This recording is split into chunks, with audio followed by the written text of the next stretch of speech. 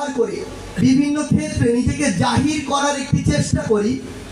আপনি একবার চিন্তা করে বলুন তো, আমার যে মা তার সন্তানটি হারিয়েছে, আমার ওই যে ভাইটি শহীদ হয়েছে, সে এসে তাহলে তার নিজের কোন ক্রেডিটটি চাচ্ছে?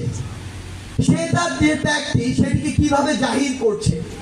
সে এর বিনিময়ে সমন্বয়কের কোন পেজের কোন লিস্টে নিজের নামটি কোথায় দেখতে চাচ্ছে?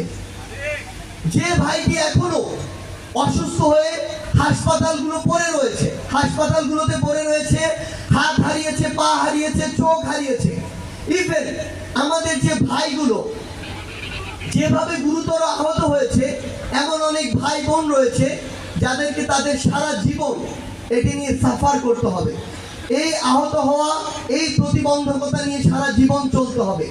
এখন পর্যন্ত সেই ভাইটি কিংবা বোনটি কোন ক্রেডিট চাওয়ার জন্য আমাদের